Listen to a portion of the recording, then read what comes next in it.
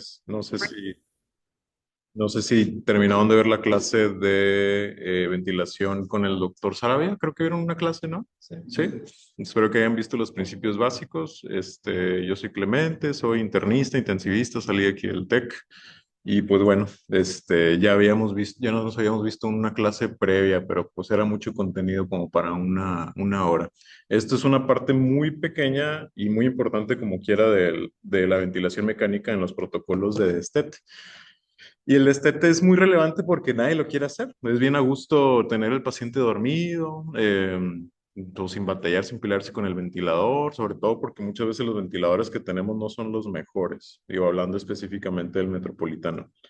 Tienen ventiladores que la verdad es que sí están medio arcaicos, pero pues se pueden hacer muchas cosas. Digo, si se pudo hacer en terapia intensiva, se puede hacer en piso, aunque esto, sinceramente, no se los dejaría para que lo hagan en piso. Digo, sé que algunas veces los pacientes, pues les dicen que no tienen criterios para internarse en terapia y pues sinceramente hay algunos pacientes que no tienen pronóstico, pero en esas condiciones lo mejor es hacer un destete con traqueostomía, que es lo que vamos a platicar cuando los pacientes se van a destete prolongado. Entonces, de manera introductoria, el destete no es más que un periodo de transición gradual o abrupta entre el soporte ventilatorio total a la ventilación espontánea. Todo esto tiene que ver con un proceso en donde nosotros vamos a adaptar al paciente a una presión que inicialmente con el ventilador era positiva, que todos nosotros respiramos con presión negativa, ¿no? Todos jalamos aire y se supone que metemos aire al pulmón por presión negativa. Y eso no funciona igual en el ventilador, por eso pues ningún ventilador mecánico fuera de los que eran antes de la pandemia o la epidemia de polio, que eran los únicos que se utilizaban como presión negativa, actualmente todos son por medio de presión positiva. Y tiene sus beneficios y sus desventajas. Los beneficios son que sí, la presión positiva nos ha ayudado a mejorar varias condiciones que antes no se podían controlar en la mayoría de las enfermedades pulmonares, pero las desventajas es que a final de cuentas podemos provocar daño. Entonces, pues esa es parte importante. Esa transición es lo que condiciona el riesgo de que fracase o no un paciente y es parte del tratamiento que se tiene que hacer o que tenemos que nosotros evaluar para ver cuál es el riesgo de que fracase. El winning ha tenido una evolución desde que era una herramienta que era parte de la evaluación diaria del paciente crítico y siendo cada vez menos agresiva o invasiva. A medida que tenemos medidas más seguras para resolver el fracaso de la ventilación, pues digo, el fracaso a la extubación es que pues tengamos que intubar al paciente otra vez. Entonces, antes no teníamos videolaringoscopios, antes teníamos sedantes que eran mucho hemodinámicamente más inestables o cardiovascularmente más inestables.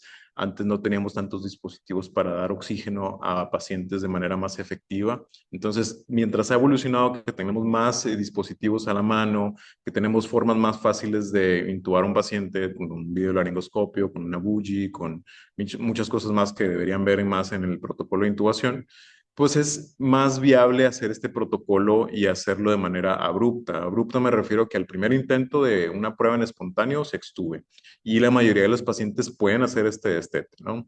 Hasta un 75% de los pacientes ventilados son extubados posterior a una prueba de ventilación espontánea y estos son los pacientes que entran en extubación o en destete rápido. Entonces, son los pacientes que vienen posquirúrgicos, de que, oye, pues no se despertó, te dice el anestesiólogo, pues no, lo bloqueé y ya no lo tengo para desbloquear, ya no hay su Amadex ni nada de eso, pues te lo va a pasar para que lo extubes en piso. Pues no es así lo ideal, eso son cosas de Seguro Popular o de IMSS también, ¿no? Pero lo ideal es que, digo, solo los pacientes inestables pasen a extubarse en una unidad de cuidados intensivos o en su defecto, en su caso, que lo van a ver mucho en el metro, pues pacientes que al final de cuentas van a extubar en piso.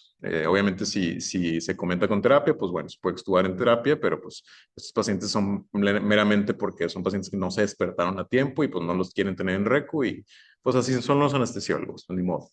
Eso espero que no lo vean en su priva. El periodo de destete puede representar hasta el 40% del tiempo o la duración total del soporte mecánico ventilatorio. Puede ser desde 30 minutos después de que el paciente empiece a hacer esfuerzo hasta días y depende mucho de cada característica del paciente. Y se ha demostrado que se puede desvincular de manera abrupta aproximadamente el 75% de los pacientes en cuya causa de falla respiratoria se haya resuelto. Y eso es muy importante porque si no hemos resuelto la causa por la cual se intuba un paciente, va a fallar. O sea, si lo intubaste por una neumonía le pusiste mascarilla de alto flujo, digo, cánula nasal de alto flujo, lo pasaste con no invasiva y lo tuviste que intubar por eso, pues lo que se espera es que obviamente hayas resuelto ese problema antes de que lo intentes extubar, ¿no? Entonces existen diferentes fases. Está pues todo lo que es el predestete, la sospecha o la probabilidad de poder extubar a un paciente, que vamos a ver los criterios de quiénes van a tener esa sospecha, la medición de predictores, que son ya predictores que nos van a ayudar a evaluar qué pacientes tienen menor riesgo de fracaso, el protocolo como tal de destete, la extubación, y ahí ponen una indicación que es ventilación mecánica no invasiva, que sí puede ser una maniobra para extubar pacientes que tienen un poco mayor riesgo de extubación, de fracaso de la extubación, o ya que llegue a la reintubación, que es cuando ya fracasa el paciente y pues bueno, tienes que reintubar, ¿no? La clasificación del destete va en cuanto a tiempo e intentos. Simple, fácil, que es exitoso el primer intento. Difícil, que es falla el primer intento. O sea, todos los que no entren dentro de la primera prueba de extubación se van a ir a extubación difícil. Y la verdad es que es algo, pues, complicado así decirlo porque luego consideramos que estos son pacientes que pueden tener mayor riesgo a fracaso y muchas veces es más porque el primer intento no se hizo de manera adecuada. A veces se hace en pacientes que ni siquiera tienen esfuerzo ventilatorio, a veces se hace en pacientes que ni siquiera tienen un automatismo por sedación, porque va saliendo de la falla renal y apenas está limpiando los sedantes y demás. Entonces hay que saber cuáles son los pacientes que van a fracasar a esta primera prueba para no decir que pasó una extubación difícil y resulta que vino el turno de la mañana, pues ya está extubada, pues bueno, entonces pues no era una extubación difícil, ¿no? Pero la extubación difícil es falla el primer intento, requiere más de 3 intentos de ventilación en espontáneo y generalmente va de menos de 7 días. Y en el caso de la prolongada requiere más de 7 días. Ojo con esto porque aquí no tomamos en cuenta las complicaciones que hace el tubo en sí cuando nosotros tenemos un tubo más de 14 días o cercano a los 21 días, que es cuando a veces pudiéramos considerar el tiempo máximo de tiempo prolongado de extubación con un tubo orotraqueal es que siempre existe el riesgo de que haya estrecheces, estenosis de la vía aérea y eso pues a final de cuentas no nos va a dejar extubarlo después, ¿no? Entonces en estas condiciones podemos considerar de que bueno, pues ya lo tengo en 14 días, pero el paciente ya está haciendo esfuerzo, ya tiene mejor mecánica ventilatoria, no ha tenido complicaciones, pues le hago un último intento y pues veo si fracasa o no. Pero cuando ya llegamos a ese margen de 14 a 21 días o de la segunda a tercera semana, ya es cuando tenemos que platicar de traqueostomía, y la verdad es que la traqueostomía nos ayuda mucho para extubar, digo, para desvincularlos del ventilador más fácil. Entonces, es muy importante que sepan las razones o la temporalidad, porque de eso depende lo que van a buscar. En el destete simple o el fácil, cuando fracasan generalmente, pues es por la ausencia o la evaluación previa de pacientes que sí pueden someterse a esa evaluación de extubación, porque pues no hay un retroceso en el despertar del paciente y en realidad pues todavía traía efecto del sedante y no debiste haberlo sometido a una prueba de extubación y hay un nivel excesivo de apoyo ventilatorio haciendo que la posibilidad de que hagas un destete pues sea poco asequible, ¿no? La ausencia de discusión durante la guardia, porque eso tiene mucho que ver la razón por la cual fracasa alguien a extubación. A veces no le dicen a la enfermera y la enfermera pues ya lo ve agitado y pues, no, ya fracasó, mételo controlado y le pones midazolam. Pues no, en realidad es una forma, es en las unidades o en los hospitales que son servicios de UCI, de cuidados intensivos, generalmente las enfermeras, digo, por ejemplo aquí en Zambrano, las enfermeras ya están capacitadas en saber qué van a hacer.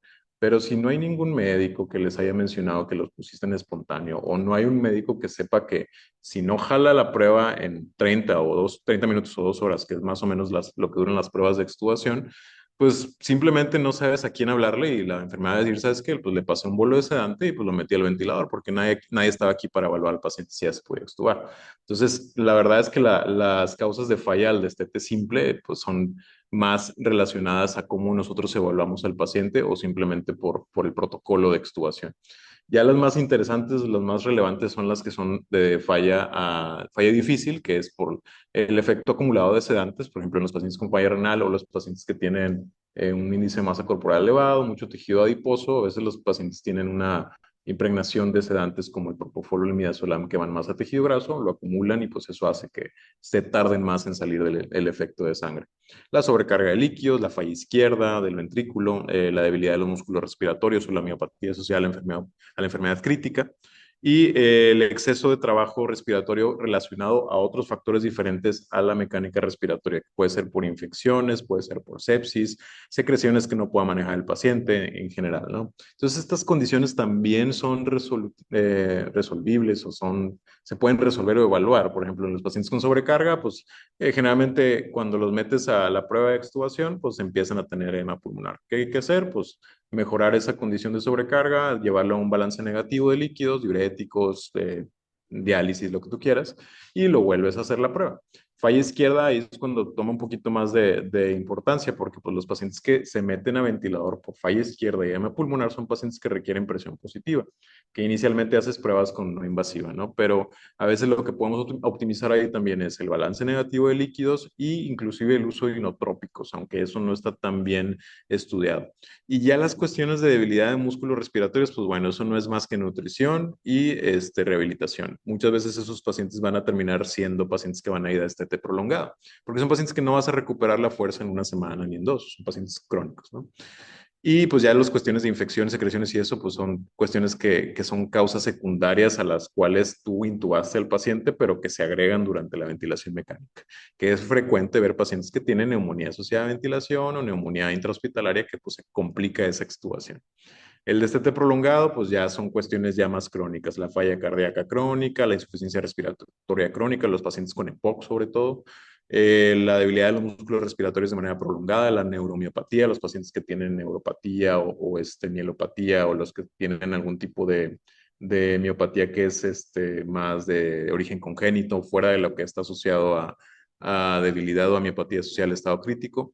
Depresión, calidad pobre del sueño, constipación, sepsis persistente, etcétera, ¿no? Depresión se refiere más a condiciones donde pues a final de cuentas lo que evaluamos cuando queremos extubar a un paciente es cómo se siente. Entonces, si todo se ve bien en lo clínico, pero el paciente se nota agitado y se ve pues, en distrés, pues obviamente es un criterio para considerar no hacer una extubación con esos pacientes. Entonces, sí influye mucho también la depresión, pues, sobre todo por el síndrome post-ICU, que es el PICS, que es muy frecuente verlo en pacientes que tienen un proceso crónico o prolongado de ventilación mecánica. Estos son los parámetros principales que nosotros evaluamos para saber si un paciente va a poder someterse a una prueba de extubación. Desde lo más sencillo, en realidad son dos cosas importantes, el estado neurológico y la fuerza o la mecánica respiratoria. En eso se resume todo esto. Ya el estado hemodinámico y demás, pues son condiciones que, pues obviamente si tienes un paciente que tiene un requerimiento alto de vasoactivo, pues la verdad es que no está en condiciones estables para poder extubarse. Entonces, pues obviamente es jugársela o verse muy valiente. Entonces, si un paciente ya tiene destete de sedación, tú le quitas la sedación y durante el día ya empieza a despertar, ya tiene un Glasgow igual a 8, mayor o igual a 8, perdón, obedece órdenes sencillas, abre los ojos, sigue la mirada, aprieta la mano, moviliza la lengua, mueve el cuello o levanta la cabeza, reflejos que tenga tu oxígeno nauseoso o deglutorio y pues ahí dice elevación y sostén de cabeza y hombros. Son pacientes que sabes que pueden someterse a seguirte órdenes porque pues es parte del proceso. Tú le dices al paciente, ¿sabes qué? Te vamos a poner a hacer un poquito más de esfuerzo, te vamos a permitir empezar a respirar más por ti solo, pero pues ocupamos que esté lo más tranquilo posible y le vas explicando. Y en cuanto relacionado al estado respiratorio, pues obviamente son pacientes que ya, por ejemplo, si tú lo metiste al ventilador por un SIRA o por una neumonía que te dio una relación de PaO2, FiO2, una PAFIA, un Kirby debajo de 200, debajo de 100, pues son pacientes que obviamente quieres ya haber resuelto eso, ¿no? Digo, si el paciente lo tienes con FiO de 60, 80, ¿para qué le intentas extubar? No tiene caso. Primero mejora las condiciones para que él no requiera ese porcentaje de presión inspirada de oxígeno. Que la saturación se mantenga arriba de 92 con un FiO2 menor a 50. Desde menos de 60 se puede evaluar. Un PIB menor de 8 idealmente, pero los pacientes pueden someterse a extubación con un PIB de 8. Una presión parcial de oxígeno arriba de 60, que es lo que refleja una saturación de arriba de 92, o una presión parcial de oxígeno de CO2 menor a 50, o un pH compensado arriba de 7.3. Obviamente los pacientes con EPOC, pues no todos los pacientes van a tener un PC2 debajo de 50, pero si está compensado, si el pH está arriba de 7.35, pues estamos bien. Y la frecuencia respiratoria abajo de 35. Esas condiciones, esos umbrales fueron estudiados desde hace años y la mayoría de los estudios son estudios que utilizaron modalidades que ya no se usan actualmente para extubar a un paciente pero que utilizaron estos umbrales para considerar qué pacientes podían someterse a la prueba. Entonces, iban de frecuencias respiratorias desde 25 hasta 35, pero 35, pues si ya lo ves agitado o si lo ves con un drive respiratorio elevado al paciente para extubarlo, pues obviamente no es lo mejor. A lo que me refiero cuando hay un drive respiratorio es que lo van a ver, el paciente ya lo tienes con 3 sedantes, sigue con frecuencias respiratorias mayores a las que tú estás programando, eso se refiere que tiene un drive respiratorio alto, o sea que el paciente tiene un hambre de flujo de oxígeno que va a llevar la frecuencia a él en vez del ventilador. Y esos son pacientes que generalmente tienen SIRA o tienen sepsis o tienen alguna condición que aumenta el consumo de oxígeno en los tejidos y requieren un volumen alto de oxígeno. Entonces esos pacientes generalmente terminamos o bloqueándolos neuromuscularmente o ayudando un poquito con otras modalidades menos convencionales del ventilador para que puedan mejorar ese drive respiratorio. Obviamente, si el paciente tiene frecuencias respiratorias arriba de 35 antes de que le intentes hacer la prueba de extubación, no va a ser una probabilidad de que se pueda extubar. Y bueno, ya otras condiciones como el estado hemodinámico, pues que esté estable. O sea, el paciente está hipotenso, lo tienes con lactato en elevación, no haces más que subirle la nora, aunque sea para pasar la guardia. Pues no son condiciones en las que puedas extubar un paciente. Igual la frecuencia arriba de 140, la presión sistólica por debajo de 90 o arriba de 180 cuando ya lo sometemos a la prueba, pues también no son condiciones. Ya lo que tiene que ver con hemoglobina arriba de 8 es lo que generalmente hablamos cuando queremos dar más aporte de oxígeno. Al final de cuentas, la hemoglobina transporta oxígeno y eso le va a permitir al paciente sentirse un poquito más aliviado en cuanto a su hambre de flujo de aire, ¿no? Y otros, pues la temperatura debajo de 38, la ausencia de desequilibrios hidroelectrolíticos, pues sí influye. Un paciente con sepsis generalmente son pacientes que tienen condiciones donde el oxígeno se consume muy rápidamente en los tejidos. Entonces, si el paciente no ha resuelto la causa de sepsis, si está todavía febril, es un consumo elevado de oxígeno y eso implica que el drive respiratorio esté elevado. Entonces, por eso lo ponen, pero pues, un paciente que tiene un pico febril al día o, ay, acaba de salir un foco ahí de neumónico, pero el paciente ya está haciendo esfuerzo y tiene oxígeno de 40 y pues no se ve nada, pues aunque tenga fiebre lo puedes extubar, ¿no? Entonces, esto es muy importante. O sea, no sometan a pacientes a protocolos de pruebas de espontáneo, ventilación espontánea o despertar si no cumplen al menos el patrón o el parámetro neurológico y el respiratorio. Sí, eso es lo más importante. Y se resume también en estas condiciones. O sea, en general, lo que tenemos que valorar es que la causa de la cual metimos al paciente de ventilación mecánica ya esté resuelta o que haya mejorado de manera significativa, que hay un intercambio de gas adecuado, que la saturación está arriba de 90, que el PA2 esté arriba de 60, que la PAFI o la relación de PA2 con FIO2 esté arriba de 200.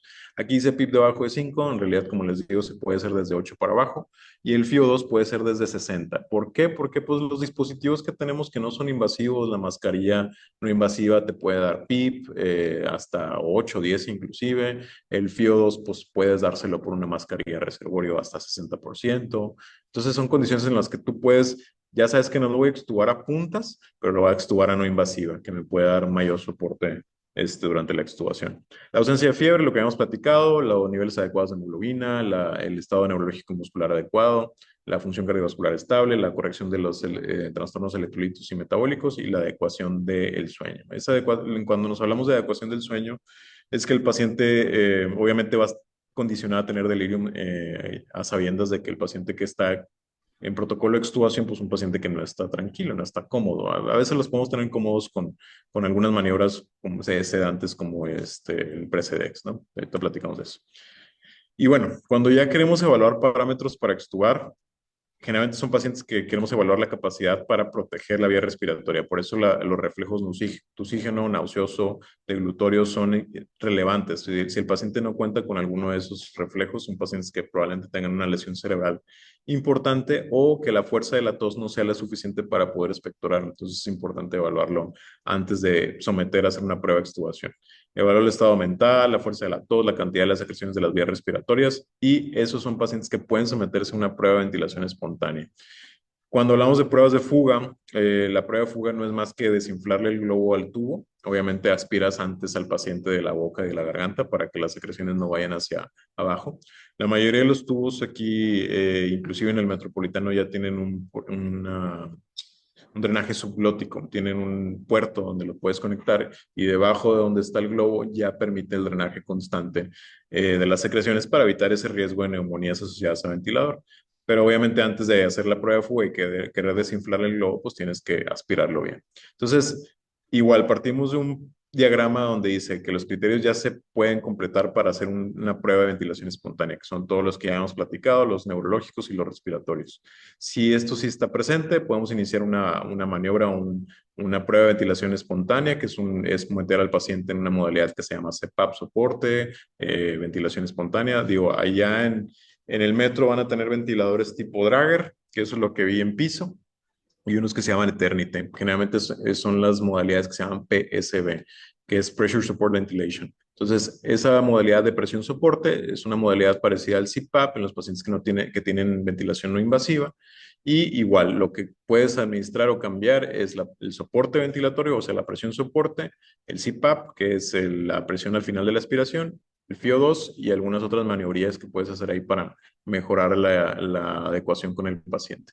Y esos son los parámetros base. Tú puedes meter a un paciente a presión soporte y tenerlo con presión soporte de 10 y todavía considerar que es una prueba de respiración espontánea. Pero, pues, obviamente con 10 no lo vas a extubar. Entonces, tampoco se trata de que, si no es con 5 centímetros de agua de presión soporte, no lo voy a meter a prueba en espontáneo, porque también eso provoca sincronía, provoca que el paciente esté molesto porque pues batallar con un paciente ya despierto, que lo tienes en una modalidad controlada por el ventilador, es más difícil que el paciente esté tranquilo, ya te va a estar haciendo taquicardia, ya te va a estar haciendo hipertensión, ya va a estar inclusive peleándose con el ventilador al grado de requerir más oxígeno. Entonces, pues el hecho de que tú evalúes un paciente que tiene esas condiciones, pero lo tienes haciendo esfuerzo con modo controlado, el controlado por presión, controlado por volumen, el que tú quieras, también te puedes sesgar. Tú dices, este paciente no está en condiciones, pero pues ya está haciendo esfuerzo y el paciente ya te está contestando, pues haz la prueba con el espontáneo y ya ahora sí evalúas. Eso es difícil, eso es ya más no, por experiencia, que tú vas a ver pacientes que tienen el ventilador, te están haciendo esfuerzo, te están dirigiendo la mirada, siguen órdenes, pero los tienes un poquito con distrés, lo tienes con una frecuencia respiratoria mayor a la que estás estableciendo con la modalidad controlada, pues bueno, siempre intenta hacer una prueba en espontáneo antes de decir que ese paciente no está listo, porque ese es el sesgo, que tú evalúes esas condiciones en un paciente que tiene modalidad control, te puede sesgar el hecho de que decir este paciente no está listo y no ofrecerle esta prueba en espontáneo. No pasa nada, el paciente va a estar con el tubo, a final de cuentas si tiene hora o algo, pues la puedes poner, no le va a pasar nada el someterlo a ese estrés. Ya si tú consideras hacer la prueba, pues ahí vienen todos los parámetros. La prueba generalmente se hace desde 30 minutos hasta 2 horas.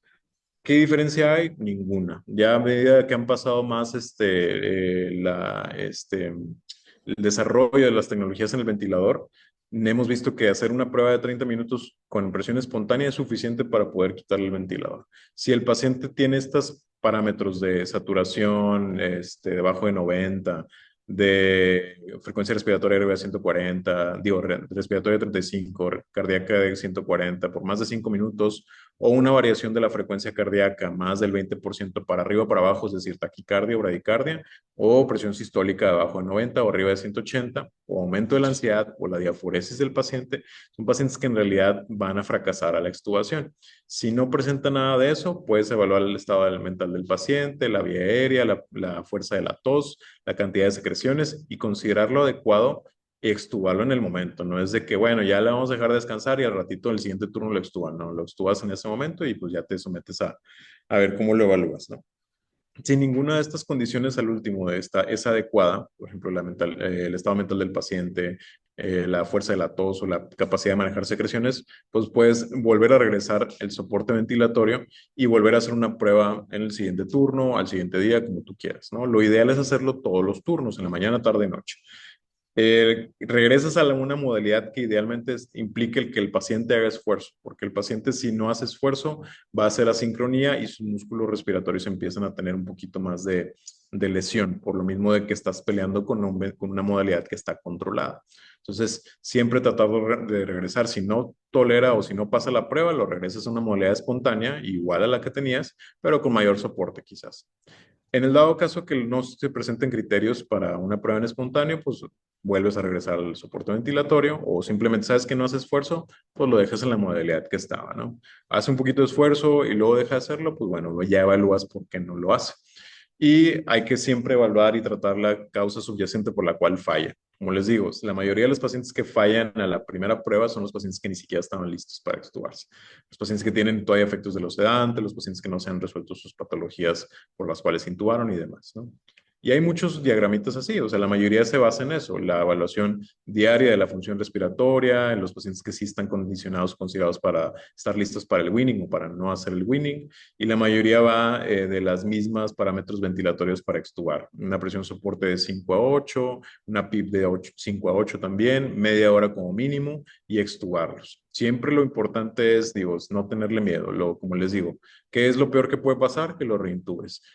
Todos los pacientes que se reintuban son pacientes que se extúan. Entonces, si no extúas, y al igual que el adscritosario dice, pues los pacientes, los residentes que no ponen catéter son pacientes, digo, los residentes que no hacen neumotórax son residentes que no, que no ponen catéteres centrales. Pues ya no pasa eso, porque ya lo usas el ultrasonido, pero antes decían eso, que pues yo, o sea, obviamente aprendes a hacerlo de la manera correcta a medida que van saliendo todas estas tecnologías, pero igual ya no aplica en este caso. O sea, en este caso es al menos 15 a 25% de los pacientes que vas a extubar van a fracasar. Independientemente que todas las pruebas te hayan salido bien, que el paciente se vea bien, que ya haya resuelto la causa por la cual se complicó. Y eso no debe ser una causa o no debe ser considerado como error, simplemente es la variable de la estadística. Pues. Y otras, igual, aquí tenemos otra grafiquita donde vemos todos esos parámetros igual, de la PAFI arriba de 200, la PIP de 8 a 5, el adecuado nivel de estado de conciencia, ¿no? El uso de, o la ausencia de soporte con vasopresor y la hemoglobina arriba de 8 y pues hacer todos los protocolos que ya hemos evaluado. Si hay alguna duda, pues como quiera ahorita me dicen. La mayoría de estos parámetros no varía mucho. La ventaja de la presión soporte cuando quieres evaluar los pacientes que están listos para extubación es que solo son tres parámetros, el FIO, el PIP y la presión de soporte. Es menos complicado que una modalidad controlada, entonces pues, no se tienen que quebrar la cabeza. Ahorita platicamos de esas modalidades ventilatorias. Entonces, cuando hablamos de un trayecto, una vía de winning o de estete, son tres pasos principales. El paciente que está listo para el winning, que son los pacientes que van a cumplir con los criterios que ya hemos platicado, igual se resumen aquí. Los pacientes que ya pueden respirar, que son los pacientes que ya pueden someter una prueba de ventilación espontánea y pasan todas estas variables hemodinámicas y respiratorias que ya pasan durante la media hora de la prueba de extubación. Y aquí incluimos este índice que ahorita lo vamos a decir, es el Rapid Shallow Breathing Index, que es el índice de respiraciones superficiales y rápidas o el índice de Tobin-Yang, que eso ahorita lo platicamos, pero ese es el más importante. Digo, aquí hay muchas variables, hay muchos parámetros que puedes usar con el ventilador, pero este es el único que incluyen aquí porque es el que tiene mayor especificidad y eso es lo que vamos a platicar ahorita. Tú puedes hacerle todas las pruebas posibles, inclusive utilizar ultrasonido para evaluar la fuerza del diafragma, pero si no pasa el índice de respiraciones rápidas y superficiales, pues simplemente es un paciente que no puede someterse a extubación. Y ya los pacientes que están sometidos a extubación o pueden someterse a extubación, pues ya son todos los criterios que habíamos platicado y los pacientes que someten o pueden tolerar una prueba de ventilación espontánea por 30 minutos. Los métodos de destete, digo, cuando hablamos de destete progresivo y destete abrupto son los que les platicaba. Los pacientes con destete abrupto son los pacientes, ya despertó, mete la ventilación espontánea, la pasó, extúbalo. Esos son los que la mayoría, el mayor porcentaje de los pacientes se van a poder extubar. Cuando fallan a esa prueba de extubación o esa prueba de ventilación espontánea es cuando empezamos a utilizar destete progresivo. ¿Qué implica eso? Pues que hay una causa subyacente que no le permite salir del ventilador, que hay una causa que no se ha resuelto como tal para permitir que se extube el paciente y generalmente tenemos que hacerlo de manera más lenta. Ya han existido varias modalidades que se han estudiado. Dentro de los más importantes está el CPAP soporte, que es sabes que ya no lo tengo con los parámetros que eran para extubar, de que presión soporte 5 a 8, PIB de 5 a 8 y demás, pero lo tengo con presión soporte de 10, con una PIB de 8, lo tengo con FIO2 de 70, 60%, pues bueno, quizás hoy no está listo, pero pues lo dejo así en esa modalidad y lo vamos bajándole poco a poco el soporte hasta que esté en parámetros para extubar. Y dentro de estos parámetros de CPAP soporte, ya empezamos a ver algunas tecnologías nuevas con los ventiladores que también tienen ustedes, el Dragger, por ejemplo, que son las modalidades agregadas, que son el autoflujo, la autocompensación. ¿Qué pasa con el paciente que tiene una ventilación espontánea? Digo, si alguna vez han snorkeleado o utilizado algún tipo de, pues sí, snorkel, pero que respiran con un tubito, ¿no? Ahí fuera de donde están sumergidos al agua, ¿no? Pues no es lo más cómodo del mundo. Es como respirar por un popote y pues obviamente los pacientes están sometidos a ese esfuerzo. Entonces, estas modalidades agregadas les quitan el estrés o el distrés que puede provocar el que no puedan respirar de manera tranquila, porque al final de cuentas lo que provoca la dificultad para respirar cuando lo sometemos a esta modalidad de presión soporte es el espacio muerto que hace el tubo, el circuito del ventilador, las válvulas de la respiración. Si ven todo el ventilador, pues está allá como casi a medio metro del paciente y hay un circuito, una manguera gigante que va hasta al circuito, al tubo orotraqueal y luego todavía agregarle el tubo en sí que va hasta los bronquios, bueno, hasta la tráquea, pues. Entonces, todo ese espacio es algo que tiene que vencer de esfuerzo el paciente. Y gracias a Dios, actualmente los ventiladores son capaces de compensar todo ese espacio muerto que no es útil para el intercambio de gases. Eso se le llama espacio muerto, que pues es extraanatómico, pues, porque hay espacio muerto anatómico y espacio muerto fisiológico. Entonces, estas modalidades agregadas de autoflujo, ATC, compensan todo ese espacio muerto que no está dado o no está siendo compensado para que el paciente no se sienta que está respirando literal por un popote. ¿Ok? Y eso nos ayuda mucho a mejorar la compliance o la posibilidad de que el paciente tolere la prueba en espontánea.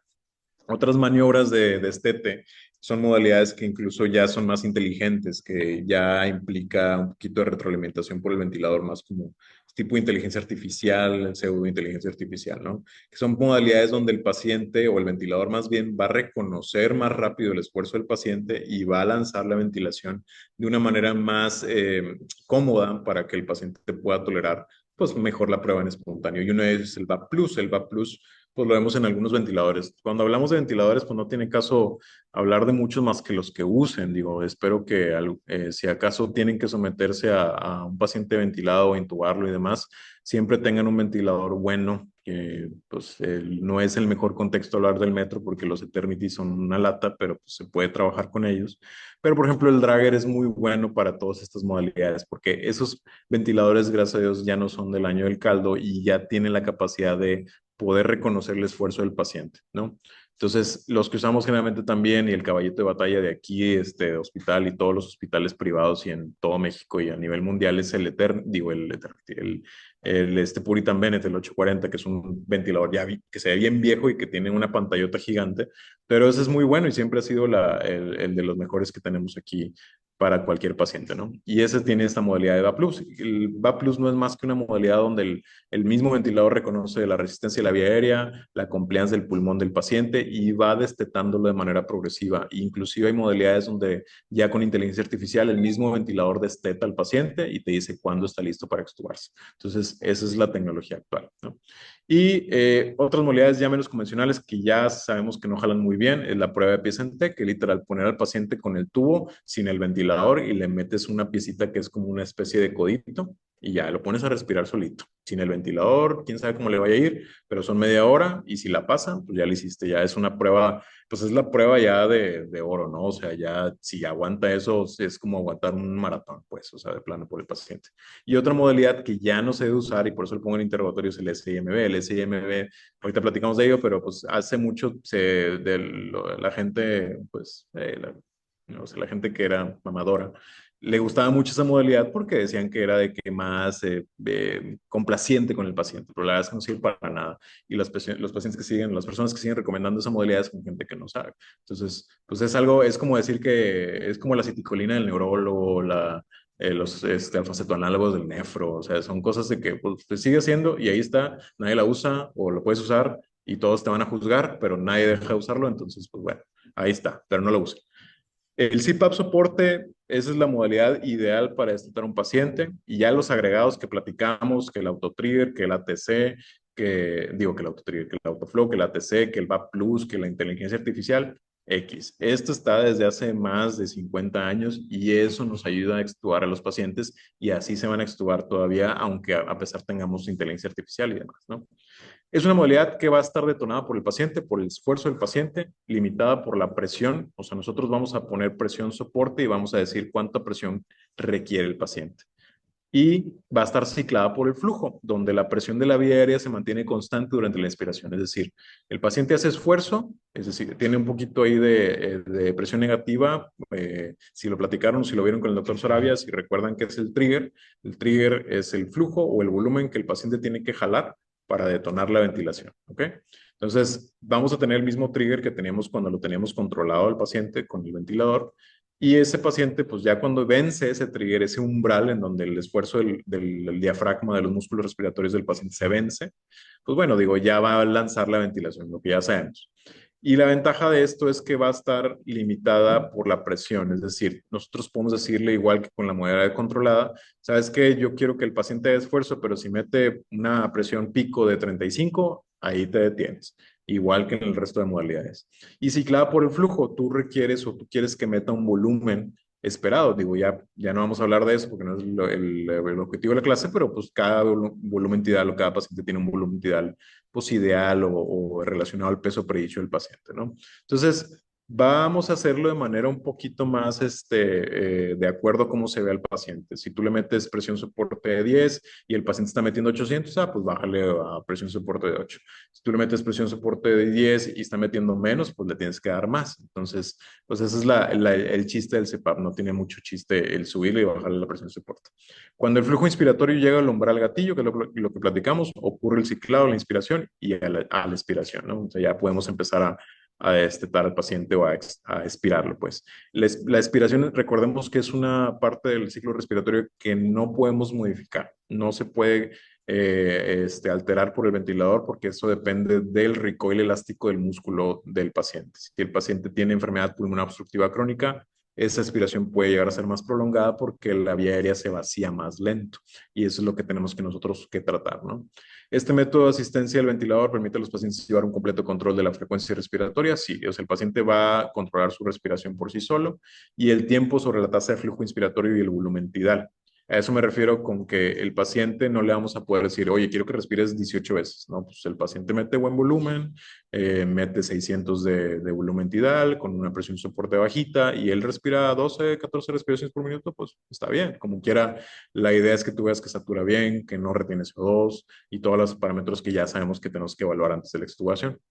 El nivel de soporte va a estar ligado a las propiedades mecánicas del sistema respiratorio. Sí, pues recordemos en la clase de principios básicos de ventilación y también lo que vieron con el doctor Sarabia, la fórmula sí, pues la fórmula de la mecánica respiratoria tiene que ver con la resistencia y con la compliance del pulmón. De un lado tenemos la fuerza del paciente y la fuerza que va a dar dada al ventilador, y del otro lado de la gráfica, del lado derecho, pues tenemos la resistencia de la vía aérea, tenemos la complianza del pulmón, tenemos la PIP, y otros parámetros que podemos modificar. Entonces, el paciente va a requerir más fuerza o la PMUSC, es decir, la fuerza del músculo del paciente va a ser mayor, mientras que la compliance y la resistencia sean menores. La fuerza del paciente va a ser menor mientras que la compliance y la resistencia sean mayores, es decir, porque la fuerza de los músculos del paciente va a ser menos útil o menos eficiente para lograr ese volumen tidal, mientras que la compliance del pulmón, que recordemos que la compliance es la medida elástica de ventilación del paciente, o sea, el paciente que se pueda ventilar de manera tranquila y regresar a su volumen normal, pues son pacientes que si tienen una compliance arriba de 30, que es lo normal para un paciente, o para no decir que tiene una compliance reducida, pues son pacientes que van a poder someterse a esa prueba de extubación. O la resistencia a la vía aérea, si el paciente tiene broncoespasmo, tiene una obstrucción de la vía aérea con una flema, una obstrucción ahí de moco asesino, tiene fuga de la vía aérea, tiene una fístula broncopleural, tiene el lobito del ventilador, no es, digo, el tubo no está bien inflado y está fugando, pues obviamente la resistencia puede verse alterada y eso también va a condicionar que el paciente pues tenga que ser mayor o menor esfuerzo. Y mejora la eficacia de la respiración espontánea y reduce el trabajo respiratorio externo y el consumo de oxígeno por los músculos respiratorios durante el destete. Es decir, estas modalidades permiten, si vas a poner a trabajar al paciente, pero lo vas a poner a trabajar por sí solo y no peleándose con una modalidad donde tú lo tienes controlado. Por eso el SIMB empezaron a decir que era bueno, yo te lo voy a hablar muy brevemente de él. El SIMB es una modalidad donde el ventilador tú le puedes poner una frecuencia respiratoria que tú quieras, pero le estás permitiendo también al paciente respirar. Entonces, está mezclada entre el espontáneo y el controlado. Si el paciente hace esfuerzo, bueno, te voy a dejar hacer esfuerzo. Pero si se te ocurre hacer esfuerzo mientras que yo te doy a dar la ventilación, no, papá, no te vas a poder jalar aire. O sea, y eso es muy estresante para el paciente. Obviamente, eso hace que haga disincronías, asincronías, y eso puede provocar mayor lesión sobre los músculos respiratorios. Por eso ya se vio que no es útil. La ventaja del CPAP soporte es que el paciente respira a la frecuencia que él desea hacer mientras que le demos el soporte. Si le ponemos soporte de 2, pues si el paciente va a estar con una respiración de 35, 38, pues está mal, porque tú vas a decir, pues ese paciente no está listo para extubarse, pero le pusiste presión soporte de 0 o 2, pues obviamente no va, ni tú vas a poder jalar tanto aire a través de un tubo, de un pupote hacia el ventilador, pues. Una vez me pasó en el Muguerza, no pude llegar y les dije, oye, pues ya si ya está despierto, mételo a presión soporte. Ah, sí, doctor, está bien. Oye, doctor, está saturando, lleva la frecuencia respiratoria en 40, de que mándame la foto del ventilador, presión soporte de 0. Dije, oye, pues no seas canijo, o sea, digo, dale chance, métele una presión soporte normal de 5 a 8 y ya con eso ya se empezó a relajar el paciente, ya empezó a bajar la frecuencia respiratoria y oxigenó mejor. Y llegué y lo estuve. O sea, inclusive son cosas que tú puedes decirle, oye, mientras haces esto, en lo que yo acabo de poner central, o voy a comer o algo y ya ahorita lo voy a extubar. Entonces, es una buena comunicación que hay que tener con la enfermería, ¿no? Permite superar el esfuerzo extra impuesto por el espacio muerto establecido por el tubo, la válvula inspiratoria y el circuito. La ventaja del CPAP soporte es que el ventilador retroalimenta el esfuerzo que hace el paciente y todo el espacio muerto que no es de intercambio de aéreo o de gases que implica el circuito del ventilador, el tubito para respirar y la válvula inspiratoria. Entonces, son formas en las que nosotros podemos evaluar. Y cuando vemos estas gráficas del año ya muy viejas, pero bueno, es lo mismo, nosotros usamos estas grafiquillas. La mero arriba es la curva de flujo, la presión de la vía aérea, y estos específicamente son transductores de presión esofágica y presión gástrica. Por medio de una sonda que es parecida a una sonda de balones, lo meten a través de un naso y miden la presión esofágica y miden la presión gástrica. Esto ya no se utiliza mucho actualmente, lo utilizamos con algunas otras modalidades que se llaman NAVA, que es una forma en la que una misma sonda, un transductor, reconoce el esfuerzo del diafragma y lanza la ventilación de manera más rápida para que el paciente no se sienta asincrónico entre lo que él hace el esfuerzo y lanza el disparo al ventilador. Pero esto nos permitió evaluar todas estas modalidades, porque cuando la presión esofágica o la presión del manguito esofágico baja, se refleja como un aumento de la presión negativa del paciente y eso permite detonar una respiración. Entonces, por ejemplo, aquí vemos que la presión esofágica disminuye y ven dónde empieza o dónde está, apenas empieza a disminuir y ven dónde empieza el inicio de la ventilación. Esta presión de la vía aérea o esta curva positiva en la curva de flujo, cuando veamos, cuando vean las sincronías, pues vamos a ver más curvas, pues. Pero apenas el paciente empieza a hacer el esfuerzo y cuánto se tarda de aquí a que llegue la inspiración, pues casi es prácticamente un segundo, medio segundo, ¿no? Las modalidades actuales o los ventiladores actuales ya la verdad es que disminuyen mucho ese tiempo, pues, pero pues, eso es lo que nos permite evaluar que el CPAP soporte tiene una mejor relación con el esfuerzo del paciente a comparación de el SIMB y otras modalidades que ya no se usan. Y pues el volumen tidal, la curva de volumen tidal, pues es nomás así positiva. Y ya. Entonces, la idea de esta gráfica era ejemplificar cuando nosotros hacemos esfuerzo, lo notamos con un monitor o un manguito de presión esofágica, empieza a hacer un esfuerzo negativo y ya empieza a detonar el ventilador. ¿Cuál es el umbral en donde va a detonar el ventilador? En el que nosotros queramos. Si el trigger lo ponemos en 1, pues poco esfuerzo que haga el paciente lo va a detonar y eso también puede generar sincronía. A veces también el paciente puede tener una taquicardia, no sé, hace una taquiventri, bueno, no taquiventri, taquisupra, y pues la frecuencia cardíaca está elevada, eso puede provocar oscilaciones en la rama inspiratoria y expiratoria y detonarlas y aparentar que el paciente está haciendo esfuerzo y yo mando un disparo, pero no, pues es un trigger mal establecido, un gatillo más mal establecido, pues. Y el soporte se titula de manera empírica, es completamente empírico. Tú le vas bajando y subiendo al presión soporte de acuerdo a la fuerza que da el paciente y las metas de volumen tidal que tú le quieras dar, de acuerdo al peso o al peso predicho. Se puede titular por volumen tidal, por peso predicho, peso ideal, de acuerdo a la patología. Si pues, tienes un paciente con CIRA, pues sería ideal por peso predicho. Si es un paciente con sin patología pulmonar, que lo metiste por, no sé, por una cirugía, porque tuvo una fractura de cráneo y pues requirió estar ahí bajo sedación, pero pues el paciente pues tiene un peso normal o un poquito elevado, pues lo puedes meter por peso ideal, ¿no? Y la frecuencia respiratoria se puede titular o se puede evaluar porque pues no podemos titular o alterar la frecuencia respiratoria del paciente, pero si generalmente está de 25 a 30, pues lo ideal es subir la presión soporte para que esa respiración sea un poquito más tranquila y más lenta, ¿sí? Y este índice, que es el índice de respiraciones rápidas y superficiales, o el Tobin-Yang, que es la frecuencia respiratoria del paciente entre el volumen tidal, pero este es en litros, ¿no? Entonces, el volumen tidal generalmente te lo dan en 400, 500, pero la división es en litros, entonces 0.5 o 0.4. Este índice nos permite evaluar los pacientes que sí pueden someterse a la prueba o que están pasando la prueba. Mientras que sea debajo de 105 a 100, estamos bien, estamos en un parámetro de seguridad. La PIB, que es otra variable que podemos alterar, se titula de acuerdo a las condiciones.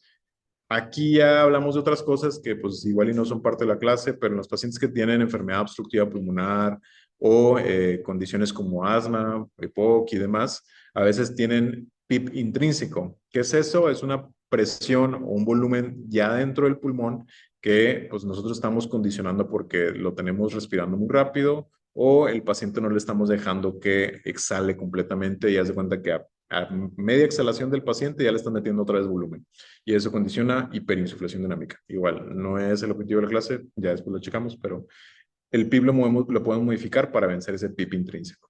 Y el PIB requerido para la compliance pulmonar, pues también. Generalmente si ya tienes problemas de compliance, pues lo ideal es resolverlos primero. Si el paciente lo tenías con CIRA y lo tenías con una compliance disminuida cuando lo evalúas con una maniobra de pausa inspiratoria, pues bueno, si todavía tiene la pausa, digo, la compliance reducida, pues no sería lo mejor intentar extubarlo. Si ya el paciente hizo lesión pulmonar, ya hizo BILI, lesión pulmonar inducida por ventilador y demás, y ya la compliance ya se fregó y ese pulmón ya está fregado, pues bueno, digo, no hay otra, puedes darle un PIP, pero pues hasta 8. De 8, al menos en pacientes con obesidad. ¿Por qué en pacientes con obesidad dejamos a veces PIP de 8? Porque son pacientes que tienen una mecánica ventilatoria alterada por el aumento de la presión abdominal o transabdominal. Pues la misma grasita del paciente sube el diafragma y eso dificulta la respiración, ¿sí? Y fallas a la prueba la establecemos cuando el drive respiratorio está elevado, hay hiperinsuflación pulmonar dinámica en pacientes con EPOC o hay un esfuerzo inspiratorio inapropiado. Se manifiesta con asincronías entre el esfuerzo inspiratorio y las ventilaciones gatilladas o que el paciente requiere una presión soporte elevada. También, si lo tienes presión soporte con 15 a 20, pues ya ese paciente te va a fallar, mejor ya no lo metas o no lo intentes extubar y mételo a controlado y si no tolera el controlado, pues, lo vuelves a sedar y evalúas porque no jaló la prueba de ventilación espontánea. Entonces también tenemos un límite de presión soporte. La presión soporte, si va de 15 en adelante, lo ideal es ya suspender la prueba y admitir que pues va a fallar la prueba, ¿no?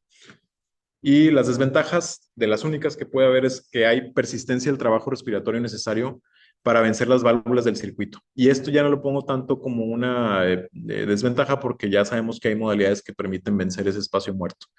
Y lo que sí es desventaja es que hay resistencia por ese espacio muerto, pero también nos puede ayudar a modificarlo por estas modalidades nuevas como el autoflujo, el ATC o los mecanismos que sean gatillados por flujo. Si tú lo mueves a flujo, pues el paciente se siente más tranquilo para respirar, ¿no? Cuando el paciente pasa la prueba o consideramos que ya pasa la prueba, son condiciones previas para considerar que una prueba de ventilación espontánea es exitosa, pues una presión soporte de 8 o menos, una PIP de 8 o menos, una FIO2 debajo de 60 o lo que permita ser administrado por un dispositivo de oxígeno suplementario de presión positiva o no. Cuando hablo de presión positiva o no, puede ser una mascarilla de reservorio, puede ser una no invasiva, hablando de presión positiva, puede ser alto flujo, porque el alto flujo también es presión positiva. Y pues obviamente que el paciente sea cooperador y que siga órdenes. Esto es cuando consideramos que el paciente puede someterse a una prueba de extubación. Y para eso, pues son media hora nada más. Las ventajas del CPAP, soporte sobre otras modalidades, es que se ha visto que reduce el tiempo de extubación. Es decir, requiere una menor duración para el descente ventilatorio de 5.7 días a comparación del resto de las pruebas de SIMB o la PSNT. Ahorita hablamos de esas dos. Los pacientes destetados dentro de las primeras 3 semanas van a ser mayor en número con esta modalidad a comparación del resto y la tasa de destete exitoso a las 2 semanas del inicio de las pruebas fue mayor. Aquí esta grafiquita compara la probabilidad de permanecer con la ventilación mecánica y cuando hablamos del CPAP soporte es este puntito negro, es decir, era menos probable que permanezcan o permanecieran en ventilación mecánica para los 21 días en los pacientes que se utilizaron CPAP soporte. El blanquito, el cuadrito blanco, eran los pacientes que estaban con pies en T Y el triangulito son los pacientes que estaban con SIMB. Por eso, pues ya vimos que este estudio nos dio, este estudio es viejísimo, es de 1962, si no recuerdo. Y la verdad es que ya vimos desde entonces que estas pruebas o estas maniobras, ya sabemos que el CPAP es la mejor modalidad para poder extubar a un paciente. Y pues aquí es lo que platicamos de las personas que creen que el SIM es bueno, pues son motherfuckers que no entienden en realidad la ventilación mecánica. Pues digo, si encuentran a un médico que te diga que lo metan en SMB para ver si puede estatarse, pues son pacientes, son médicos que en realidad o no saben o no han estado sometidos a estas fallas a la extubación con el SMB. Y la ventilación sincrónica aquí, perdón, esta no se modificó. Anyway.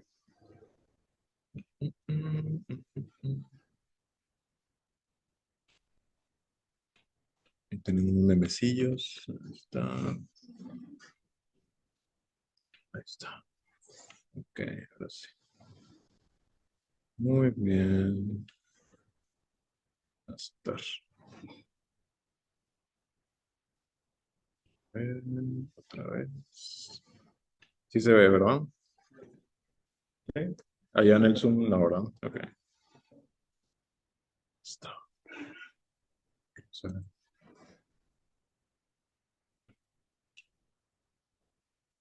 Está acá. Ahí está. Muy bien.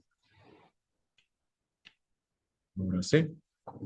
Entonces, el SIMB, esta modalidad que nadie usa, permite administrar un cierto número de respiraciones controladas cada minuto, mientras que el paciente permite realizar ventilaciones espontáneas entre las respiraciones mandatorias. Existen las ventilaciones mandatorias, que son las mandatorias dadas por el ventilador, las que nosotros programamos, y la que les vamos a permitir al paciente. Entonces, generalmente cuando utilizaban esta modalidad, ponían una frecuencia respiratoria irreal de 6 a 10 respiraciones por minuto. Y eso es porque le querían permitir al paciente hacer respiraciones entre esas mandatorias. Entonces, pues fue de menor reconocimiento porque, pues bueno, digo, para su condición o para su entendimiento decían que, bueno, pues entonces si ya el paciente lleva la mayoría de la mecánica respiratoria, pues le voy bajando la frecuencia respiratoria controlada hasta llegar a 2 a 4 y esas son condiciones en las que puedo extubar al paciente. Pero lo que se vio en realidad es que esas ventilaciones controladas entre las ventilaciones espontáneas del paciente provocan lesión diafragmática, provocan lesión de la mecánica o los músculos respiratorios y eso disminuye la probabilidad de que puedan salir adelante o prolongan el tiempo bajo ventilación mecánica. Tampoco. Mm, disculpa. ¿Qué será? No le digo que- Ahí está. Ahí está, ya, perdón.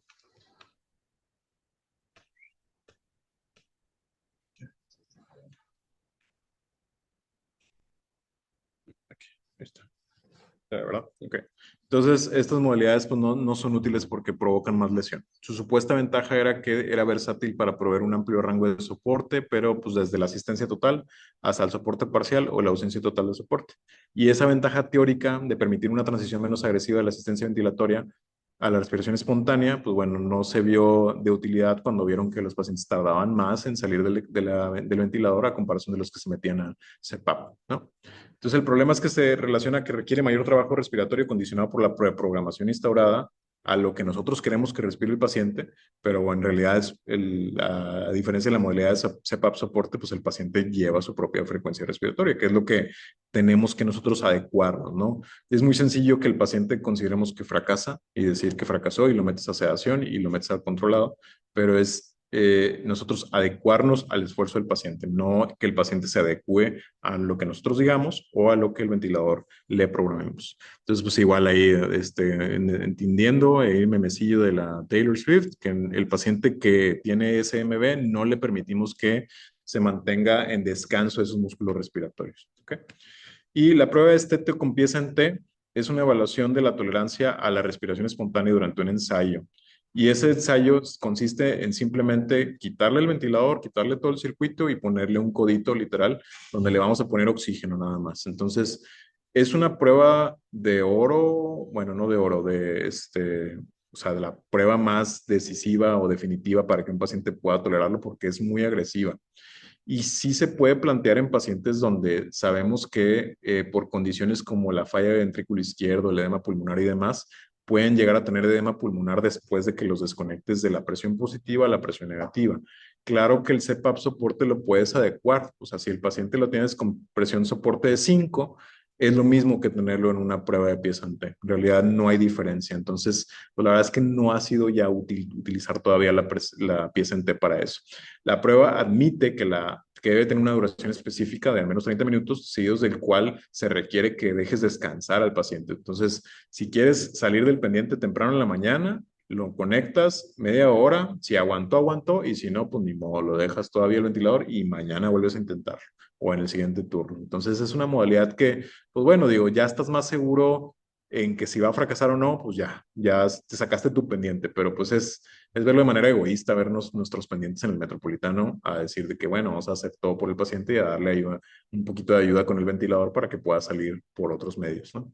Se admite que los músculos respiratorios llegan a la fatiga y eso dentro de lo que cabe es esperado, digo, inclusive con las pruebas de CPAP espontáneo, pues se llega a la fatiga, obviamente porque las pruebas pueden ir de 30 minutos a 2 horas.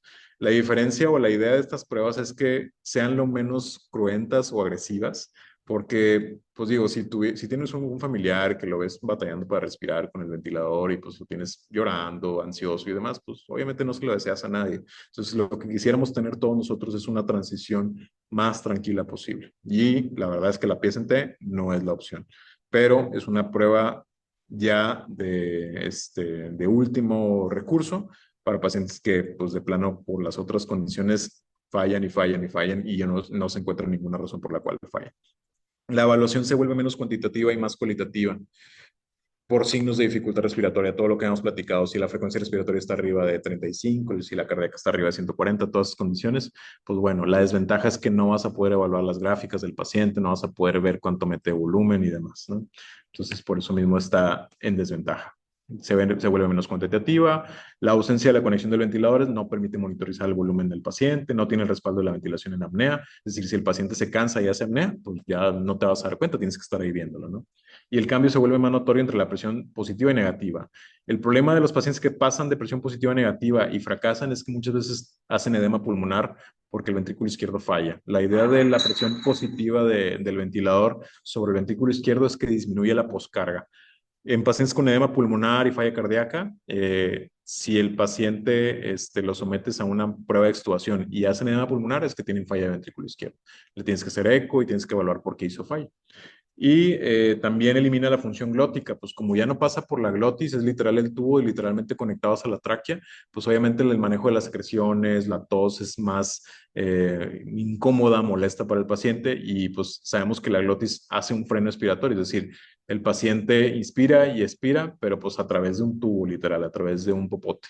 Y eso hace que sea pues menos cómodo para el paciente y podemos sesgarnos en decir, el paciente pues empezó con frecuencia respiratoria de 30, pues este paciente no está listo para extubarse. Y ya por último, bueno, ya lo más relevante es la medición de predictores. Estos dos son útiles para condiciones especiales. O sea, generalmente hacemos todas, pero la presión de oclusión de la vía aérea es una análoga del BF1, del volumen expirado forzado en el primer segundo que usamos para pacientes que tienen enfermedad de vía aérea, como asma. Ya ves que le ponen a hacer los ensayos de BF1 para saber qué tanto tienen cierto grado de resistencia a la vía aérea. Pues es algo parecido. En realidad habla del esfuerzo a la expiración del paciente y la capacidad del paciente de tener un drive respiratorio adecuado. Esa prueba la haces con literal un botoncito que está en el ventilador. Digo, eso apenas verlo de manera en vivo. Pero mientras que sea menor a 6 centímetros de agua, es una prueba que puede ser considerada como positiva o como que ya la pasó. La capacidad vital también es importante porque pues, la capacidad vital del paciente puede verse reducida en algunas condiciones como la neuropatía, la miopatía. Sabemos que hay algunos pacientes como el Guillain-Barré que los intubamos porque simplemente hacen falla respiratoria porque ya no hacen esfuerzo. Entonces, si ya se resolvió la causa del por cuál intubaste, es decir, ya le pasaste la inmuno y ya ves que haya mejoría de la fuerza del paciente, pues una maniobra que puedes hacer para evaluar si el paciente está listo para extubarse en el caso específico de Guillain-Barré, de neuropatía, de miopatía del estado crítico, de todos los que tengan que ver con miopatías que sean más por la caja torácica y el esfuerzo muscular, pues es la capacidad vital. Tiene que ser más del 10 mililitros por kilo que predicen éxito al destete. No se comprobó utilidad clínica más que en esas condiciones donde ya sabemos. Y estas son también importantes, la fuerza inspiratoria negativa, el NIF, Es una prueba en donde tú le vas a pedir al paciente, obviamente el paciente tiene que estar despierto y siguiéndote órdenes, tú le dices, oye, ocupo que jales aire lo más profundo que puedas y te tienes que coordinar con él. Es un botoncito igual. Eso lo ven en el ventilador, en el Eternity. Fíjate que el Eternity lo tienes que hacer de manera manual. Tienes que pedirle al paciente que jale aire de manera profunda y tú congelas la gráfica y vas a tener que ir a ver dónde está la presión más negativa. Entonces, esa no te da el botoncito para evaluarlo, pero por ejemplo en el Dragger sí te da la NIF, sí te da la P0.1. Entonces, es igual en una pestaña donde dice mecánica respiratoria o RM, le picas y ahí viene NIF y P0.1. Y el NIF nada más le tienes que ir picando, o sea, mantener picado, para que mientras hace el esfuerzo del paciente, tú vas viendo qué tanta presión negativa tiene el músculo respiratorio para poder hacer el esfuerzo. Lo que refleja el NIF es la fuerza del músculo respiratorio, el diafragma. Y ya. Entre 20 y 30 predice el éxito del destete. El índice de respiraciones superficiales es el más relevante, es el que tiene mayor especificidad y tiene un valor predictivo positivo hasta 95%. Mientras que esté bajo 105 estamos súper bien, de 60 a 106 es una zona gris y debajo de 60 es un bajo riesgo de fracaso. Todo por encima de 100 a 106 es alto riesgo de fracaso y esta es la principal prueba que tienen que tomar en cuenta. El resto, la verdad es que pueden no hacerla y como quiera, si esta las pasa, estamos bien. Obviamente, si el paciente lo metiste el tubo por Guillain-Barré, por neuropatía, y pues no le mide la capacidad vital, pues obviamente puede hacer falla hipercápnica, es decir, va a retener CO2. Pero bueno, esto es lo más importante. Esta prueba no requiere ninguna maniobra. Esa inclusive a veces te lo da el ventilador o tú la puedes calcular. Es la frecuencia respiratoria entre el volumen tidal en litros. Si el paciente tiene respiraciones de 20 y el volumen tidal está en 500, pues así a simple vista va a estar debajo de 100. Entonces, nada más es lo que tienes que hacer. Pero esta es la más importante, es lo que al menos les pediría que me dijeran, ¿cómo estaba el Tobin Yang? Y si te quedas así como que, ay, no lo medí, pues bueno, pues, si el paciente fracasa, pues es por error tuyo, la verdad. Este índice es el que más nos ha dado valor predictivo positivo o likelihood ratio o razón de verosimilitudes arriba de uno, que en todos estos ensayos que se hicieron, en postquirúrgicos, en médicos, en pacientes arriba de 70 años, se vio que era de mayor utilidad para evaluar la posibilidad del éxito, ¿no? Todas estas maniobras se tratan de probabilidades pretest. Así como ves tu paciente, sospecha que tiene TEP, ¿qué haces? Dímelo de angiotac, pero pues, es para probabilidades previas a la prueba, ¿no? Entonces, si el paciente tiene este índice debajo de 105 o 100, sabemos que es una posibilidad muy alta de que pueda tolerar la extubación. Y van de valores predictivos positivos desde 77 hasta 94%. Eso es bastante, bastante bueno. Y esto es, grábense siempre, para todo lo que vean de pruebas pretest, la razón de verosimilitudes es lo que más les sirve para evaluar la efectividad de la prueba. Entonces, mientras que sea arriba de 1, idealmente arriba de 5 o inclusive arriba de 10, son pruebas que debes tú reforzar en que este paciente, si yo veo la prueba, es que muy probablemente el diagnóstico sea correcto. Si yo hago una prueba, no sé, de Giordano, pues la razón de verosimilitudes es baja a comparación de otras pruebas o otras maniobras de exploración física para decir que tiene pilonefritis, ¿no? O tiene cólico renal. Prácticamente para todo lo que es exploración física, la razón de verosimilitud te sirve para evaluar la probabilidad pretest de un paciente en cuanto al diagnóstico. Y ya hablando bien, bueno, ya lo platicamos de la presión de oclusión de vía aérea, la verdad es que esto es lo mismo. Este NIF lo podemos evaluar también por ultrasonido, el transcurso del diafragma, cuando tú lo pones el ultrasonido en la base pulmonar y ves cómo va moviendo el diafragma, pues tú lo puedes evaluar en un modo M. El modo M es una relación entre el tiempo y cómo se mueve el panel de grises del ultrasonido. Y esa presión negativa o ese transcurso es lo que nos predice o nos puede ayudar a predecir la posibilidad de que el paciente tenga buen esfuerzo y que sea capaz para extubarse. Y lo que seguíamos diciendo, los mismos índices fisiológicos para predecir la posibilidad de que pueda extubarse, la relación de Tobin-Yang debajo de 105, la P0.1 debajo de 6, la capacidad vital arriba de 10 a 15 mililitros kilo, la frecuencia respiratoria debajo de 35 y demás, lo que ya hemos platicado.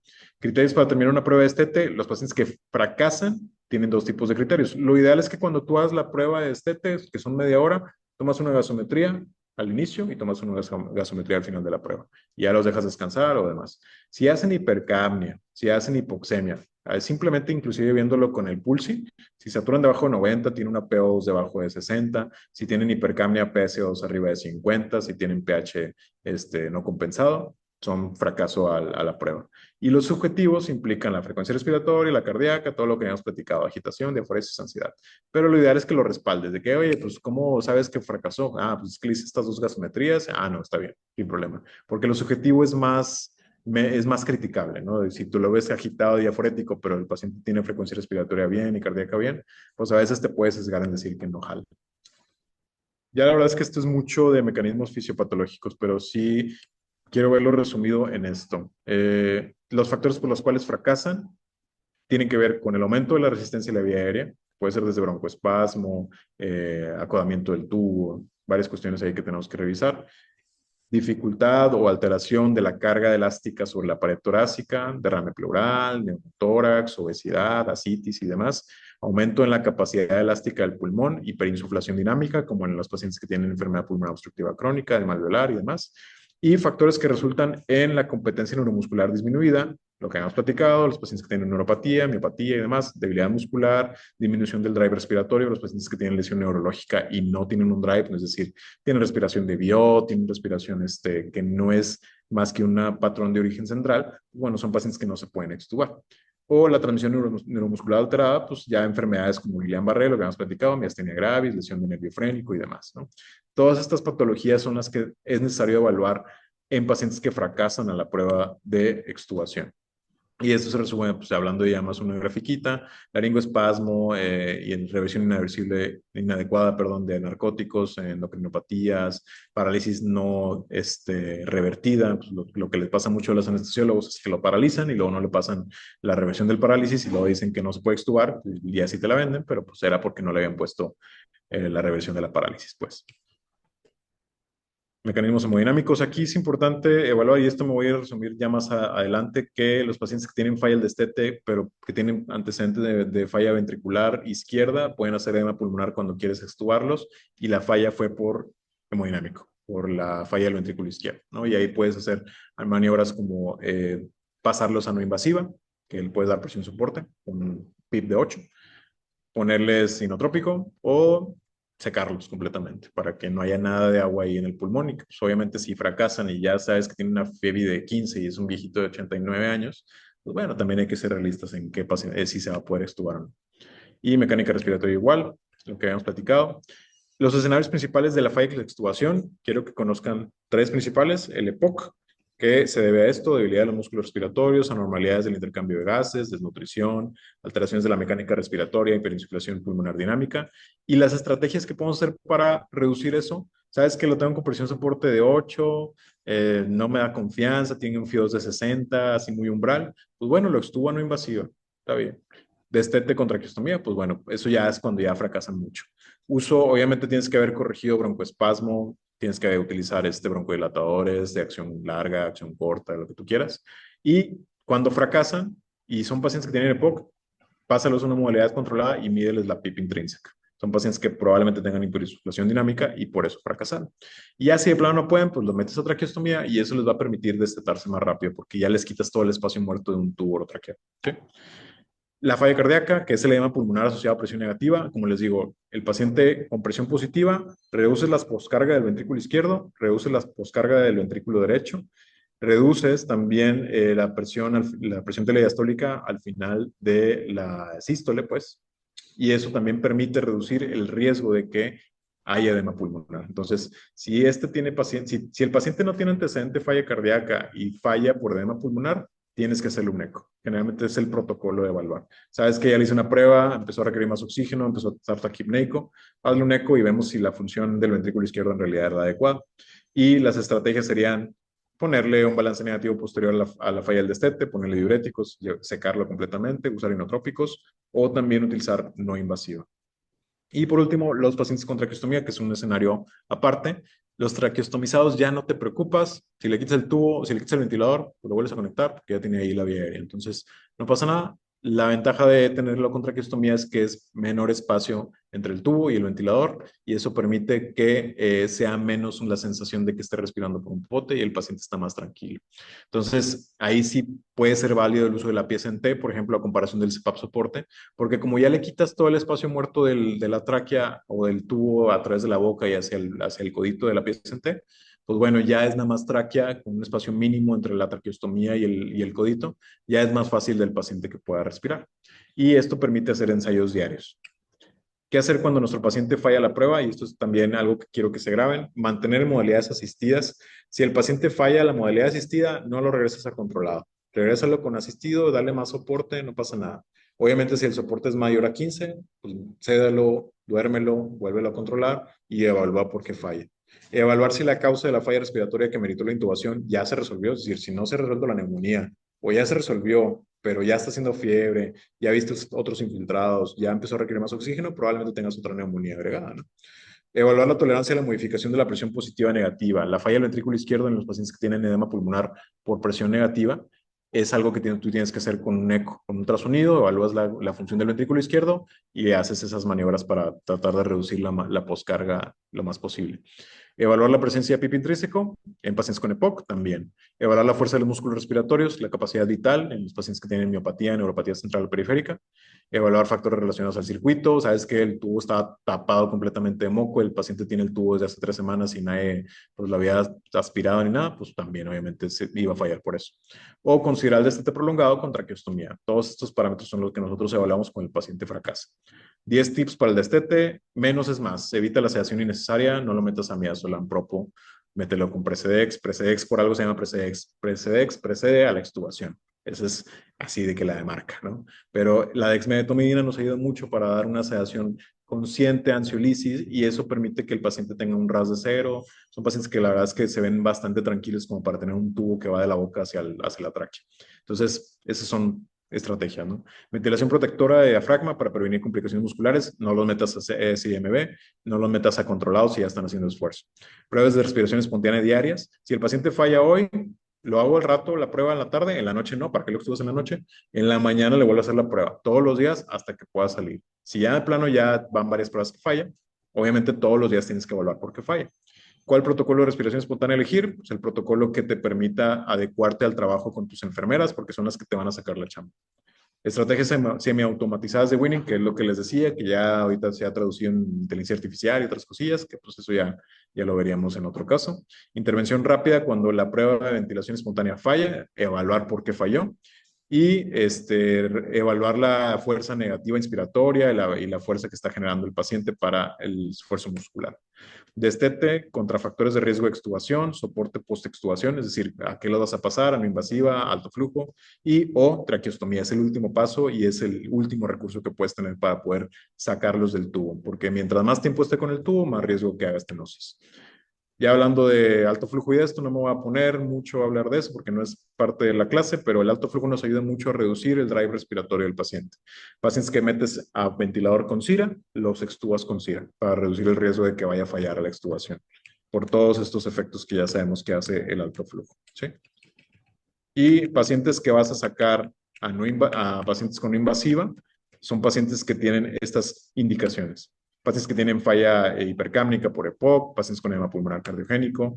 En algunas condiciones se pueden condicionar en pacientes pacientes inmunocomprometidos y otras cosas que ya son menos recomendadas. Pero aquí viene manejo post-extubación en pacientes de riesgo o falla respiratoria post-extubación. Entonces son parámetros donde la no invasiva nos va a ayudar.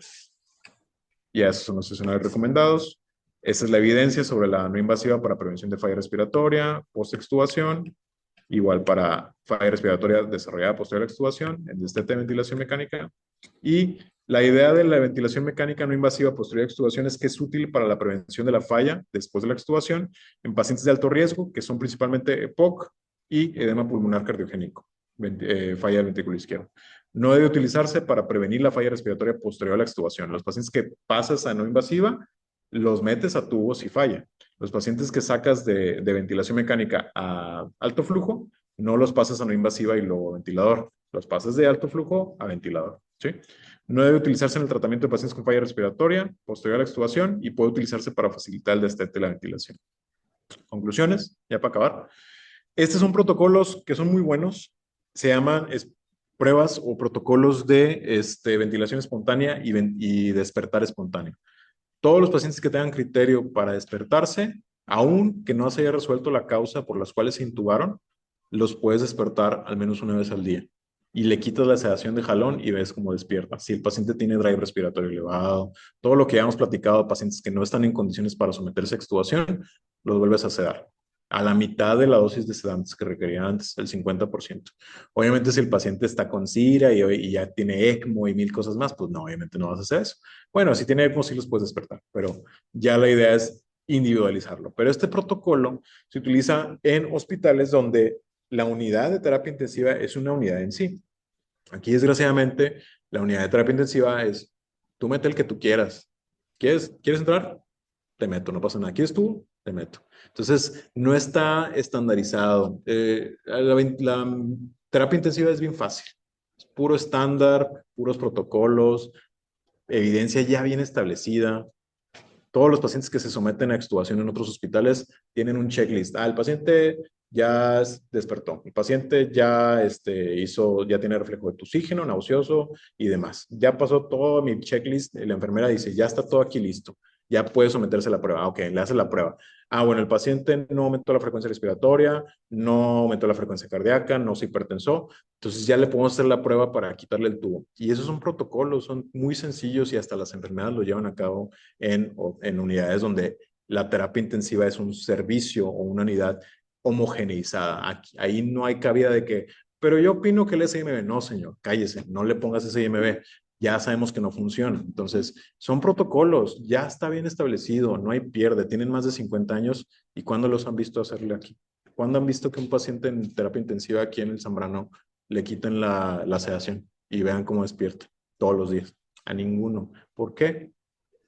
Es que me están hablando en la madrugada de que ya está despierto. No, pues sédalo. No, no voy a ir ahorita, estoy ocupado. Eso es lo más sencillo. Cuando es un servicio, siempre hay un médico ahí. Por eso a veces ahí tenemos algo de recelo porque les decimos a los tratantes de que, oye, pues ya está listo, ya. No, no, es que todavía no está listo. ¿Por qué? No, es que pues apenas se infartó ayer y lo cateterizamos. Pues sí, pero ya lo resolviste, ¿no? O sea, ya, muévete. No, yo creo que mañana. ¿Con base a qué? Nadie sabe. Es el criterio del médico. Pero no podemos intervenir porque son pacientes privados.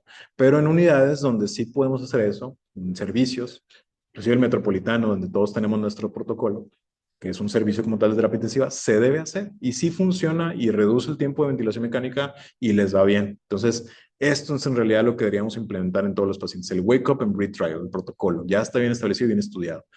El destete en el CPAP soporte es la mejor modalidad que puedes utilizar para extubar un paciente o para destetar prolongadamente un paciente. No usar SIMB como modalidad de destete gradual. Las maniobras de destete no infalibles, que es esta, la de Tobin Yang, esa no tiene falla. Si la pasó, muy probablemente vaya a pasar la prueba. Destete por traqueostomía en los pacientes que no se puedan destetar por otros medios, que ya fracasaron en múltiples intentos.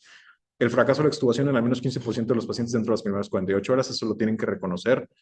Oye, lo extubaste y lo tuviste que intubar, pues como que no lo evaluaste bien. Pues no, o sea, el paciente iba a fallar porque iba a fallar, es parte de esa estadística. El que no reintuba es el que no extuba. O sea, si no te sometes al estrés de intentar extubar al paciente, pues obviamente no vas a reintubar a nadie, porque todos van a seguir intubados. Entonces, alguien lo tiene que hacer, ¿no? Y los pacientes que no requieren winning, posquirúrgicos inmediatos. Oye, te lo paso porque no despertó. Pues ya no, en realidad esos pacientes menos de 24 horas los puedes extubar sin hacerle todas las pruebas, porque son pacientes que pasaron a quirófano, como por ejemplo cuando vean en terapia intensiva los pacientes que salen de cirugía cardíaca, tú crees que están todos delicados, que tienen un chorro de mangueras y monitores y demás, pero los protocolos son rápido, menos de 6 horas extúbalo porque se empieza a ver más lesión sobre el ventrículo izquierdo. Reconoce algo que te guste y deja que te mate si son frases motivacionales. Yo la verdad es que me gusta mucho esto de ventilación mecánica. Sigo estos dos links, son muy interesantes. Digo, yo no uso Twitter, digo, ni Twitter, ni TikTok, ni nada de esas cosas. Sí, uso Instagram porque soy más viejo. Y estos, de seguro si buscan algo de su tema, van a encontrar múltiples evidencias. Y la verdad es que estos dos me cae muy bien porque te lo explican muy bien. Ella, Melody Bishop, es una terapista respiratoria, no es médico, simplemente es como los de inhaloterapia de aquí, pero sabe un chingo. Y Nick Pulm, es Pulm Toilet, es un intensivista neumólogo. La verdad es que 100% recomendado si les gusta mucho ventilación mecánica. A mí me gusta mucho seguirlos. Y lo que ustedes quieran seguir y que les apasione, síganlo, ¿no? Y voy a dar una ponencia en el Congreso. Si quieren echarme porras o ir a visitarme, pues ahí voy a estar. ¿Tal? Ya fue todo. ¿Dudas, preguntas? Siempre es un gusto poder tenerte acá y no solo como ya como un amigo. Gracias por ayudarnos.